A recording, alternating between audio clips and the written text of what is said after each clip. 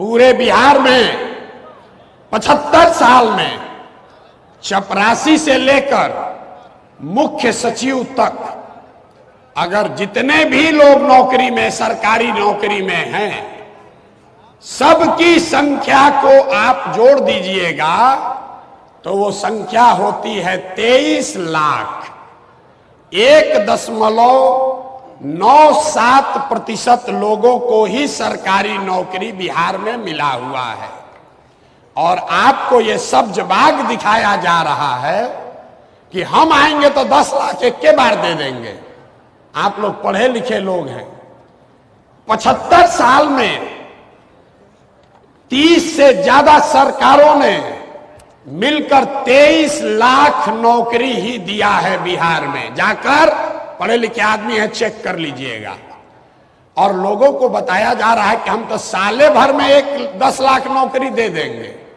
98% बिहार के लोग, उनको सरकारी नौकरी नहीं है और बहुत हद तक उनको मिलेगी भी नहीं। लेकिन रोजगार जरूर होना चाहिए। उसको समझिए क्यों नहीं है रोजगार।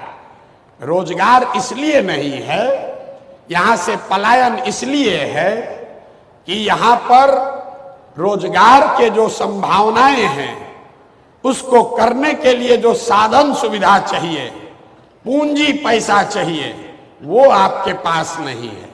यहां बैठा हुआ जितना युवा है, आपको नौकरी नहीं मिले कोई बात नहीं है। अगर आपको खेती करने में मन नहीं लग रहा है कोई बात नहीं है।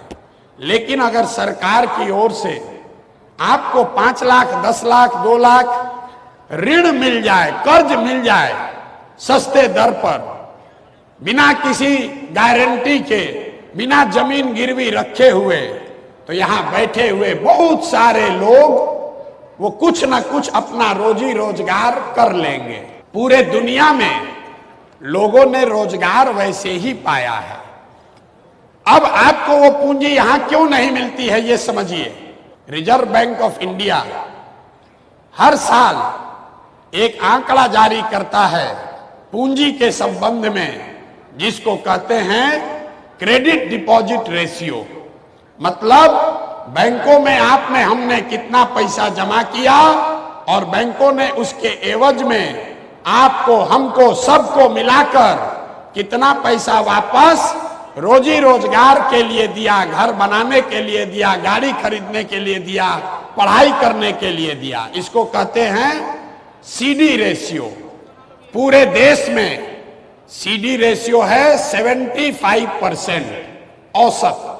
मतलब अगर सब लोग मिलकर बैंक में 100 रुपया जमा किए तो बैंकों ने 75 रुपया वापस दिया लोन के तौर पर, ताकि लोग रोजी रोजगार कर सके। बिहार में 1990 से लेकर अभी तक सीडी रेशियो है 40%। नतीजा क्या हुआ? पिछले वर्ष पूरे बिहार की गरीब जनता ने बैंकों में जमा किया 4,61,000 करोड़ रुपया। 4,61,000 करोड़। अगर 75% पैसा आपको, हमको, समाज को ऋण के तौर पर मिलता काम करने के लिए, रोजगार के लिए, तो बिहार के लोगों को मिलता 2,80,000 करोड़ रुपया। लेकिन मिला कितना? 1,61,000 करोड़। बाकी का पैसा कहां गया? बाकी का पैसा इन बैंकों ने बिहार से उन राज्यों में भेज दिया जहां उद्योग धंधे लग रहे हैं, जहां रोजगार हो रहा है। गुजरात में, कर्नाटक में, आंध्र प्रदेश में, तेलंगाना में, तमिलनाडु में, केरल में सीडी रेशियो 90 से ज्यादा है। मतलब वहां के लोग अगर 100 रुपया बैंक में जमा किए तो उनको 90 रुपया मिला रोजी रोजगार के लिए। और बिहार के गरीब लोग 100 रुपया जमा किए, आपको 40 रुपया मिला। इसका असर क्या है इसको समझिए। पिछले 30 वर्षों में बिहार के बैंकों ने बिहार से 26 लाख करोड़ रुपया। याद रखिए और लोगों से पूछिए, यहां के वित्त मंत्री को भी पता नहीं है, कोई पूछता ही नहीं है। 26 लाख करोड़ रुपया आपका हमारा ये पैसा दूसरे राज्यों में भेज दिया। आपको आदमी का पलायन दिखता है। हम आपको बता रहे हैं कि ये पलायन इसलिए है क्योंकि यहां से पूंजी और बुद्धि का पलायन है। पैसा जो है वो बाहर जा रहा है, जो पढ़ लिख कर बुद्धिमान है वो बाहर जा रहा है, तो जो बच गया लेबर, उसके पास तो कोई ऑप्शन ही नहीं है, विकल्प ही नहीं है, उसको बाहर जाना ही जाना है। अब इसको गंवई भाषा में समझिए। मान लीजिए कि आपको बाल काटने आता है, आपके पास 20,000 रुपया है, आप चाहते हैं कि एक सैलून लगाकर हम एक अपना रोजी रोजगार शुरू करें। आप सैलून खोलने गए तो लोगों ने बताया इसमें 1 लाख रुपया लगेगा। दूसरे राज्य में 80,000 70,000 रुपया आपको बैंक से लोन मिल जाएगा, 20,000 रुपया आप जमा कीजिएगा, सैलून खोल लीजिएगा। लेकिन बिहार में वो लोन नहीं मिलेगा, तो 20,000 रुपया में क्या करेगा? 5,000 रुपया किसी दलाल को देगा, 2,000 रुपया में ट्रेन का टिकट खरीदेगा, बस का टिकट खरीदेगा और जाकर बॉम्बे में किसी सैलून में मजदूरी करेगा। ये पूंजी का प्रभाव है।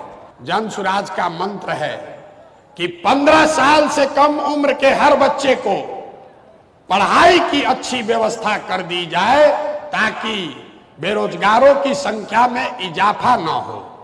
और 15 साल से 45 साल के उम्र के लोगों को अब पढ़ाने का फायदा नहीं है। अब क्या पढ़िएगा? तो जो पढ़ना था पढ़ लिए। 15 से 45 साल के उम्र के बच्चों को रोजगार अगर देना है तो यहां पर पूंजी की व्यवस्था उन लोगों के लिए करनी होगी। घर घर अगर पूंजी की व्यवस्था होगी तो यहाँ का युवा इतना काबिल है, उसमें वो क्षमता है, यहाँ की माताएं बहनें वो काम कर सकती हैं। उनको साधन व्यवस्था दे दिया जाए तो सब लोग कुछ ना कुछ कर सकता है। कुछ नहीं करेगा, 4 गो गाय भैंस तो सब पाल लेगा, मुर्गा फार्म सब खोल लेगा। गुजरात में 1970 के जमाने में सबसे पहले ग्रामीण क्षेत्र में पैसा तब आया जब अमूल खुला और घर घर से 15 लीटर 20 लीटर लोग दूध बेचना शुरू किया। बिहार में वो सुविधा नहीं है, यहाँ रोजी रोजगार करने की सुविधा नहीं है। दुनिया में जितने बड़े देश हैं, स्कैंडिनेवियन कंट्री, अमेरिका इंग्लैंड से भी जो ज्यादा धनी देश है, डेनमार्क, स्वीडन, नॉर्वे, जो ये देश है जिनको स्कैंडिनेवियन कंट्री कहते हैं, यहां पर सबसे ज्यादा प्रॉस्पेरिटी है, सबसे ज्यादा खुशहाली है, सबसे ज्यादा पैसा है। वहां पर कोई बड़ा उद्योग नहीं है, वहां कोई खनिज संपदा नहीं है, वहां कोई आईटी का बहुत बड़ा कंपनी का नाम आप नहीं सुने होंगे। लेकिन वहां लोग पैसे वाले कैसे हैं? क्योंकि उनको अच्छी शिक्षा है और शिक्षा के बाद हर घर में करने के लिए कुछ ना कुछ रोजी रोजगार है। तो नौकरी आप करना चाहते हैं कीजिए, लेकिन नौकरी से, सरकारी नौकरी से बिहार में बेरोजगारी खत्म नहीं हो सकती है। इस भ्रम में मत पलिए। जो लोग आपको ये बता रहे हैं वो अब वोट लेकर फिर से अपना जीवन, अपने लिए नौकरी खोज रहे हैं, आपको नौकरी नहीं देने वाले।